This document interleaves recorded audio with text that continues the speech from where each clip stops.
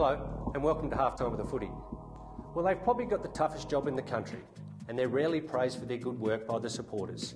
We either love them or we hate them, but we can't have our great game without them.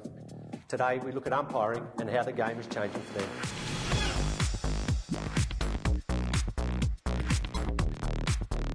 When I started going to the football as a young boy, there was one field umpire, 2 goal umpires, 2 boundary umpires. I don't know whether you'd call them athletes, but in their white uniforms they would stand out in the middle of the ground barking orders and blowing a whistle. It was a tough place to be. Today, things have changed remarkably. Umpiring is a serious business, with more field umpires, boundary umpires, coaching umpires, and even cameras behind the goals at games. These men and women are sharp, prepared, fit and illuminated. Senior field umpire Craig Hendry has just officiated in his 315th WAFL and AFL game. Craig Hendry, the most senior umpire on the ground this afternoon. Passing Grant Vernon's record set back in '99 with 313 games. Umpiring has been a large part of Hendry's life since becoming an umpire in 1995. Umpire Hendry puts the ball down. Spandy man was anchored to the ground. Josh Smith won the tap, and now there's a high tackle. Umpire Hendry perfectly positioned to see that one. I've been very lucky that I've got a very supportive family. My father and brother was involved in football umpiring, and as a young kid I used to go to the footy and watch Dad umpire. And then as I got married and had kids, just been very lucky that they've been very supportive of my career. Whether it be the AFL from a travelling perspective or just giving up my Tuesdays and Thursday nights for training and pre-season and my Saturday afternoons. They've been great. How much has the game changed for you? Professionally, it certainly changes, and the higher you get in the system, it changes immensely. When you first start out, pre-seasons might be at the start of maybe a January or February when we first get a first hit out running around the track. But as time progressed and as I moved up the ranks, pre-seasons were very involved and a lot of fitness work and. So from a preparatory point of view, with umpiring, it really was quite intense, the change in fitness. And then I suppose just things like the pace of the game, trying to come to terms with the different game plans that teams have these days and rolling zones, etc., and trying to read the play, because it's very important from an umpiring perspective to understand all that. You can sort of certainly see the changes, and of course the law changes that seem to happen quite frequently these days are all part of making our game faster, and it's certainly significant and something that's certainly noticed from an umpiring perspective. With the speed of the game now faster and pacier than ever before, umpires are finding the fitness is their biggest hurdle. He's caught, released it. Oh, the umpire says holding it. Good umpiring. Great decision. I don't know about harder. I think fitness-wise, it's certainly something that we really concentrate on so that we are keeping up with the game. It's really important that we're getting to each and every contest, and so the fitness aspect has been an absolute cornerstone for us to improve as a group. But in saying that, the game itself, free kicks are still free kicks, and we just need to be able to get there in the right position to pay. Another umpiring milestone was set recently when young Amy Treby officiated over a Colts game and became the first female field umpire to be appointed to the WAFL umpiring panel. It's a great honour to be out there umpiring, so yeah, definitely. It was really exciting, and it was a great opportunity to do a night game, and I was very excited to be out on the field, and it was a tour. As part of the umpiring academy, Amy has made her way up through the academy's talent pathway.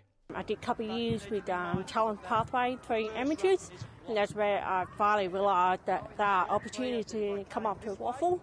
So I worked hard and trained hard to try get promoted to WAFL, and that's where I am now. Anything else, we need to look at ruck contests. High-performance state umpiring coach Daryl Sinclair has high praise for Treby. Her first game was a draw. Look, I thought she was okay. Her strength, and that's why we got her onto the panel, was her ability to make good decisions. We think she's got a bit of work to do with the fitness still, but we're prepared to wear that over this year, and she'll work slowly to getting a lot fitter.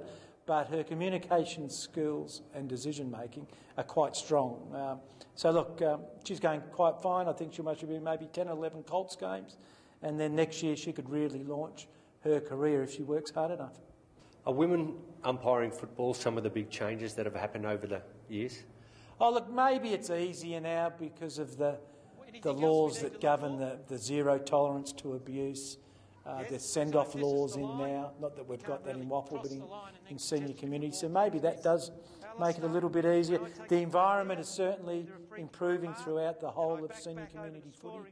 Been a big focus on that by the Footy Commission and all the key stakeholders, that it's a family game, you don't abuse umpires, you don't abuse players.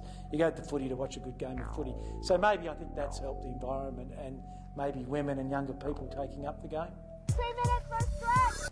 Quickly stretch anything you need to when they're into it. The ever-changing face of football means that the Umpiring Academy is always on the lookout for more talent. We've got 3 talent squads, a Dean Margetts Southern squad, Craig Hendry Northern and a Jeff Hayes squad in Peel.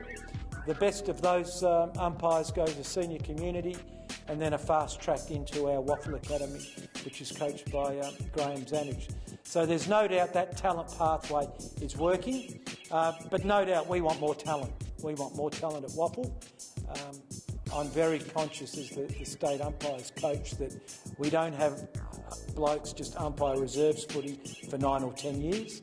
We want to bring through some young talent to see if they can reach the highest level. Most of our groups our umpiring team's under 24 years of age, Rod. So it is a young group. But in that young group, you get enthusiasm, and you might find a real little gun that could go right through the system. I think that's young Kirk Webster, the 16-year-old umpiring today. You may or may not agree with the rule changes, but give a thought for the umpire who has to implement them on the field. The umpiring fraternity doesn't have a lot to do with law changes. It's mainly done by footy coaches. There's a couple of one rep on the laws committee at WAFL, who's Steve Hargrave. But really, it's the AFL looking at how the game, I suppose, can be more entertaining. You know, less stoppages. They don't want the ball out of bounds as much. They want that free, fast-flowing footy. So consequently, then you bring in, if you dive on the footy, if you don't get it out immediately, tackled it legally, you get pinged straight away. Sydney Swans, 205, 206, that was their trademark, diving on the footy, let's have a stoppage. So that's always challenging. The Laws Committee, I think, it's a national game, so I like having the one set of laws, but there again, I think it is hard to bring all those laws down to junior footy. I think personally that it's probably made the game quicker. It's a faster spectacle to watch. It's a better spectacle to watch. If you take things like the deliberate rush behind rule in the AFL, you don't see players rushing it behind. They're trying to keep it in play. The deliberate out of bounds rule has been tightened up so that players are trying to keep it in play. The fact that they're limiting interchange players on the bench and those kinds of rules are obviously trying to keep the idea of the play being quicker and faster. Whether they work or not, and there are other aspects to look at in terms of injury rates and those types of things, I'm not too sure. You can obviously look at those types of statistics all the time, but I feel that it does add to the spectacle. It does make it quicker. The game is obviously well attended, and I think that we probably need to settle down with some of the rule changes. We've obviously got a setup in place and a model in place where we control them in pre-season cup games and those sorts of things, but from a personal point of view, I'd like to sort of settle down now and see where we go from here.